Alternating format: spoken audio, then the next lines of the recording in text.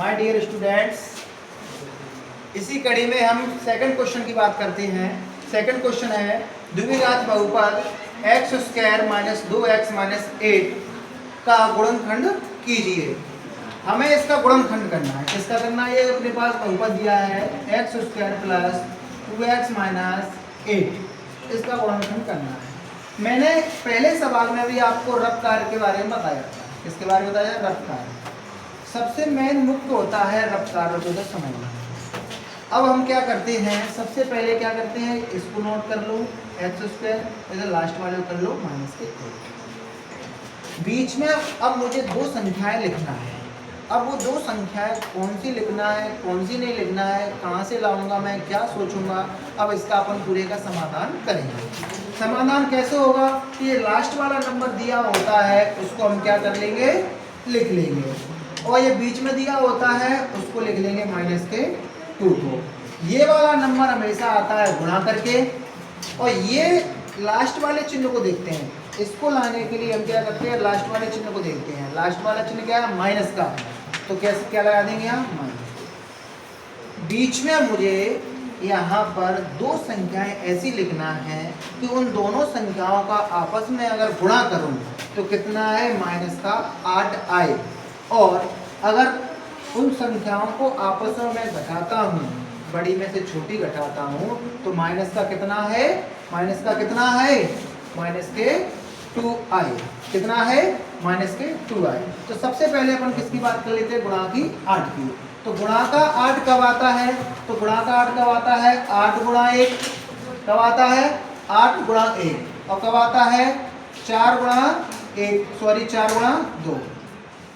इनकी जगह मैं कॉमा का इस्तेमाल कर लेता हूँ। किसका इस्तेमाल कर लेता हूँ? कॉमा का। यानी 8 का गुणा 1 में करूंगा तो भी 8 आता है, 4 को गुणा 2 में करूंगा या 2 का गुणा 4 में करूंगा तो भी अपना क्या आता है? 8 आता है। तो कहने का मतलब ये है, गुणा करने पे 8 आ गया, 8 एकम 8 और 4 दूनी 8 आ गया। लेकिन अब मुझे कंडीशन कौन सी फिट करना है? माइनस के क्या लाना है? माइनस के 2 लाना है। कब? घटा के। तो माइनस के घटा के 2 कब आएंगे? इसके लिए सबसे पहले मुझे क्या करना पड़ेगा, ये जो नंबर लिखे हैं ना इनको चेक करेंगे। तो देखो घटाएंगे, अगर मैं 8 में से इसको घटाऊंगा, किसको घटाऊंगा? 1 को घटाऊंगा तो इतने 7 बचते हैं। लेकिन क्या है, यहाँ 2 लाना है, तो ये तो अपना हो ही नहीं सकता। तो हो क्या सकता है अपना? 4, 2 ये हो सकता है। अब कौन सी संख्या प्लस की होगी, कौन सी माइनस की होगी, अब पता कैसे चलेगा इनमें से? तो इनको पता लगाने के लिए अपन क्या करेंगे, 4 बार लिखो दोस्तों, 4,2 4,2 4,2 और 4,2। दोनों में प्लस प्लस का चिन्ह लगा दो एक बार दोनों पे माइनस माइनस का लगा दो। एक बार पहली पे प्लस दूसरी पे माइनस, उल्टा कर दो, पहली पे माइनस दूसरी पर प्लस। अब इनको अपन घटा के क्या लाना है? माइनस के 2 लाना है। देखो ये दोनों प्लस प्लस के हैं तो ये प्लस के 6 हो जाएंगे, तो ये तो माइनस के 2 आ ही नहीं पा रहे हैं, तो ये वाली कंडीशन। ये माइनस माइनस दोनों ऐड हो जाएंगे तो माइनस के 6 हो जाएंगे, लेकिन लाना कितना है? माइनस के 2, ये भी कंडीशन गलत। अब प्लस के 4 में से माइनस के 2 जाएंगे तो क्या बचेंगे? प्लस के बढ़े हैं तो प्लस के 2 बचेंगे, लेकिन बचाना क्या है अपन को? माइनस के 2 बचाना है, तो ये भी कंडीशन गलत। अब माइनस के 4 में से प्लस के 2 जाएंगे तो माइनस के 2 बचेंगे कि नहीं, और माइनस के 2 ही हमें बचाना है, तो ये वाली कंडीशन हमारी सही होगी। और ये कंडीशन सही कैसे हो रही है कि माइनस के 4 लेने पर और प्लस के 2 लेने पर। तो यहाँ हम क्या लेंगे? माइनस के 4 और प्लस के 2। बात किस में चल रही है? एक्स में, तो इसके भी साथ में एक्स लिख दो और इसके साथ में भी एक्स लिख दो। इतनी बात आप लोगों को मैं आशा करता हूँ समझ में आ गई होगी। दोबारा से यही दोबारा समझ लो कि लास्ट वाले नंबर को उठाते हैं, लास्ट वाला नंबर हमेशा आना चाहिए गुणा करके, और बीच वाले नंबर को उठाते हैं तो बीच वाला नंबर कैसे आना चाहिए? वो ये लास्ट वाला चिन्ह पे डिपेंड करता है। माइनस का है तो घटा के आना चाहिए, प्लस का है तो जोड़ कर आना चाहिए। तो मैंने यहाँ देखा गुणा करके कितना आना चाहिए? -8, तो -8 आना चाहिए। तो चिन्ह को बाद में बात कर लेंगे, चिन्ह की अपन पहले सबसे पहले बात करते हैं अपन किसकी, कि 8 कब आता है? तो 8 आता है 8 गुणा 1 और 4 गुणा 2 तब आता है, यानी कि 8 का 1 में गुणा करूंगा तब 8 आता है, 4 गुणा 2 में करूंगा तब 8 आता है। अब लेकिन मैंने कहा कि घटा के कितना बचना चाहिए? 2 बचना चाहिए, तो 8 में से 1 जाएगा तो 7 बचेंगे, लेकिन बचाना कितना है 2 अपन को, तो ये अपना ये नहीं हो सकता, तो ये मैंने क्रॉस कर दिया।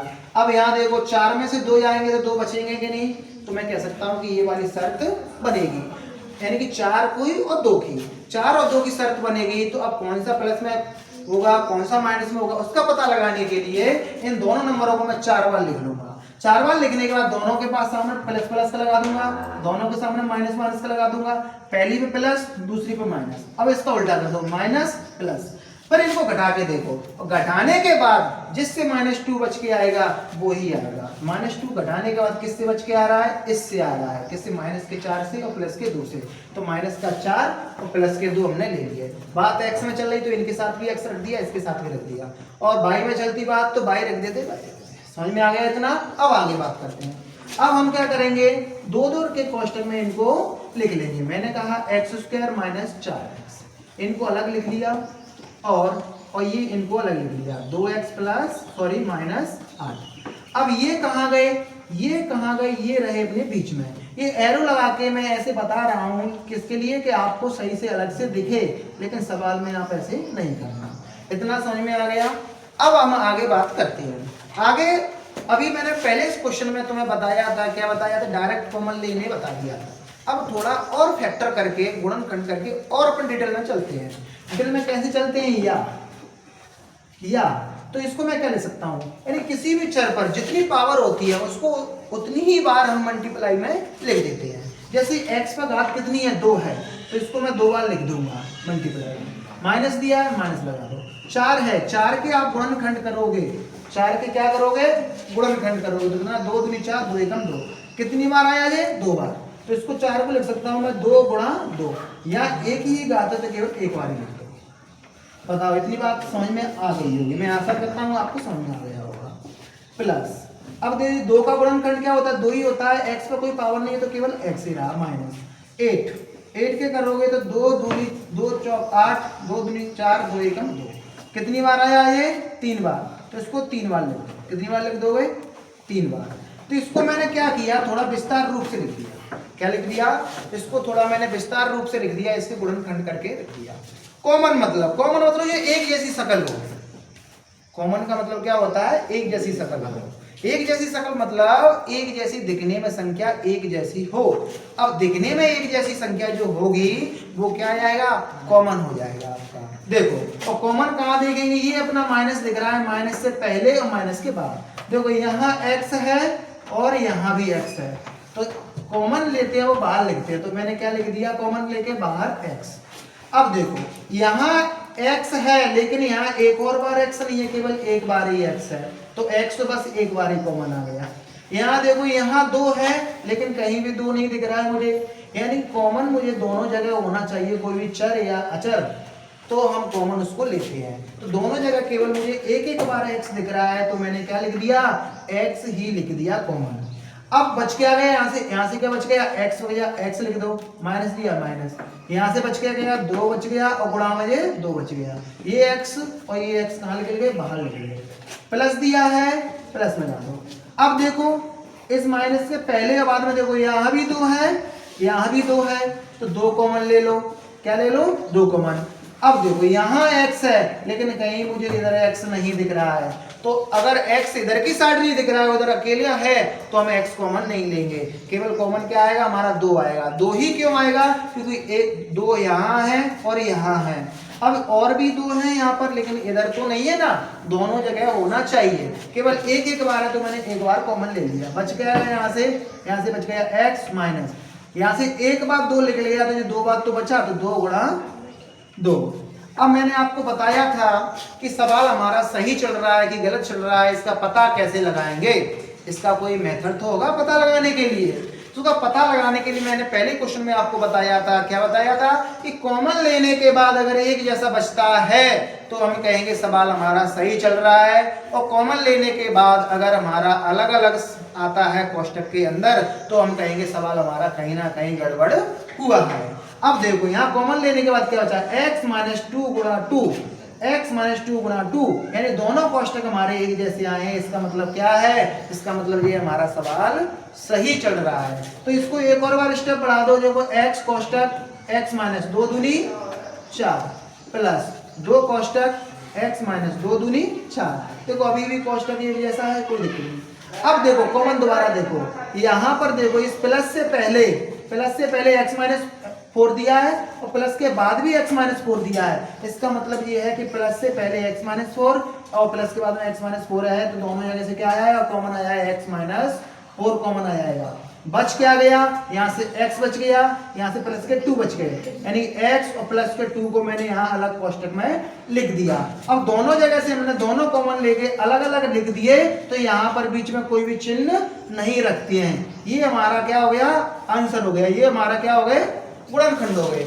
और क्वेश्चन भी ऐसे ही आपके दिए होते हैं। अब और क्वेश्चन दिए होते हैं तो इसमें यहाँ नंबर चेंज हो जाते हैं। क्या हो जाते हैं? नंबर चेंज हो जाते हैं।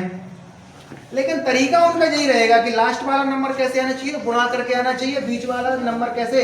यहाँ प्लस का होगा तो जोड़ के आना चाहिए, यहाँ माइनस का होगा तो घटा के आना चाहिए। और पूरी प्रोसेस किस पे डिपेंड करती है? यहाँ ये नंबरों को मानने पर। ये नंबरों को मानते कैसे हैं, और इन नंबरों को मानने के लिए हमें ये पूरी प्रोसेस नहीं करना पड़ती है। ये पूरी प्रोसेस कैसे होती है मैंने आपको बताया है। और आप इस प्रोसेस को करने के लिए अगर आपको एक बार में समझ में नहीं आता है तो वीडियो को बार बार देखना, और 1 से 2 बार 3 बार 4 बार बार बार देखोगे तो ये क्वेश्चन आपको क्लियर पूरा समझ में आ जाएगा। अब आगे हम किस क्वेश्चन की बात करेंगे कि यहाँ पर x के साथ में अभी इसमें कोई गुणांक नहीं है, यहाँ कोई नंबर नहीं दिया है। क्या नहीं दिया है? नंबर नहीं दिया है। तो यहाँ अगले क्वेश्चनों में क्या होगा? यहाँ कोई नंबर होगा, एक्स स्क्वायर का कोई क्या होगा? गुणांक होगा। और उस गुणांक का होगा तब उसका फैक्टर हम कैसे करेंगे, कैसे नहीं करेंगे, उसकी आगे नेक्स्ट वीडियो में बात करेंगे। धन्यवाद।